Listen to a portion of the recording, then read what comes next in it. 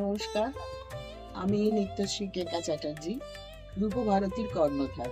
আমার এই নৃত্য সংস্থা ৪৯ বছর পড়েছে, আগামী বছর ৫০ বছর হবে। আজ আমি আপনাদের কাছে এসেছি একটি বিশেষ কারণে। কারণটি হচ্ছে, আমাকে অনেকে প্রশ্ন করেছে যে আমি এই নৃত্য সংস্থা এতদিন কি জন্য চালালাম, কিভাবে চালালাম, এবং আগামী বছরের পরিকল্পনা পরবর্তীকালে।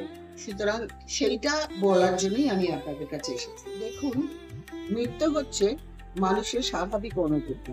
আদিম যুগে মানুষ যখন কথা বলতে পারত না, তখন তারা অঙ্গুলি সঞ্চালনের মাধ্যমে নিজের মনের ভাব প্রকাশ করত। পরবর্তীকালে মানুষের অঙ্গুলি সঞ্চালন এবং হাঁটা চলার ছন্দবদ্ধ অনুভূতি হচ্ছে নৃত্য। তাই নৃত্য হচ্ছে একটি প্রাচীন শিল্পকলা। আগেকার দিনে মানুষ নৃত্যকে খুব সম্মানের চোখে দেখত। তখনকার দিনে সামাজিক সমস্ত অনুষ্ঠান, এমনকি ধর্মীয় অনুষ্ঠানেও নৃত্য ছিল প্রধান অঙ্গ। সেই ধারা কিন্তু আজও বয়ে চলেছে। কিন্তু কিছু সময় ছিল যখন এই নৃত্যকলাকে অভিজাত সম্প্রদায় সম্মানের চোখে দেখত না। কিন্তু আমরা সেই অশুভ সময় কাটিয়ে উঠতে পেরেছি, কারণ রবীন্দ্রনাথ ঠাকুর তিনি নৃত্যকে সম্মানের শিখরে আবদ্ধ করেছিলেন। পরবর্তীকালে উদয়শঙ্কর নৃত্যকে সারা পৃথিবীতে ছড়িয়ে দিয়েছে। আমাকেও এই অশুভ সময়ের মধ্যে পড়তে হয়েছিল। আমার ছোটবেলায় আমি অনেক বাধা বিপত্তির মধ্যে দিয়ে নৃত্য শিক্ষা করেছি, কিন্তু আমি নৃত্যকে অসম্ভব ভালোবাসতুম বলে এই স্কুল প্রতিষ্ঠা করতে পেরেছি।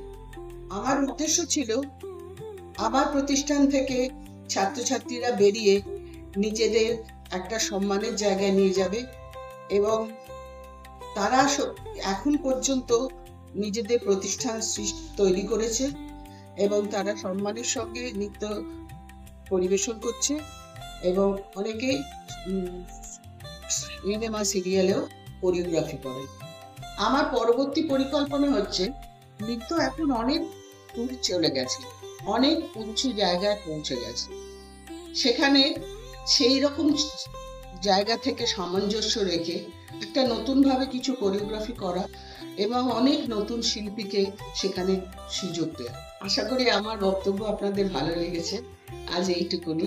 পরবর্তীকালে চেষ্টা করবো আবার আপনাদের কাছে আসতে। নমস্কার, আমি স্বর্ণালী মিত্র। আমি রূপভারতীতে নৃত্যশ্রী কেকা চট্টোপাধ্যায়ের কাছে 25 বছর ধরে নাচ শিখেছি। আমি দিদির কাছে শুধু নাচ শিখে থেমে থাকিনি, বর্তমানে আমি এখানে ছোট ছোট বাচ্চাদের নাচ শেখাই। নাচটা শুধু শেখার জন্য নয়, নাচ শিখে নিজের জীবিকা হিসেবে আমি এটাকে নিয়েছি। এছাড়াও আমি ডান্স মুভমেন্ট থেরাপি শিখেছি এবং সেটার সঙ্গে নাচ কিছুটা জড়িত, এবং এটা শিখেও আমি বিশেষভাবে সক্ষম যে সমস্ত শিশুরা, তাদের উপরও বিভিন্ন কাজ করে থাকি। তাই আমার কথা একটাই, যে নাচ শুধু জীবনকে আনন্দ দেওয়ার জন্য আমরা শিখি না বা করি না। কেউ যদি মনে করে বা চায় এটাকে আমরা জীবনের মূল স্রোতের পেশা হিসাবেও নিতে পারি। নমস্কার, আমি দীপাঞ্জনা দাস, একজন ভারতনাট্যম ও কথাকলি নৃত্যশিল্পী ও শিক্ষার্থী। নৃত্যগুরু কেকা চট্টোপাধ্যায়ের কাছ থেকেই আমার প্রথম ভারতনাট্যম নৃত্য শিক্ষা শুরু। ওনার আশীর্বাদ আমার কাছে সর্বদা রয়েছে এবং ওনার কাছে নাচ শিখে আমি সমৃদ্ধ। রূপভারতী 49 পেরিয়ে আগামী বছর 50 বছরে পদার্পণ করবে। তাই আমি চাইবো আমার মতোই রূপভারতীর ছোট ছোট সদস্যদের কাছেও দিদির এই আশীর্বাদ যেন বর্ষিত হয়। নমস্কার।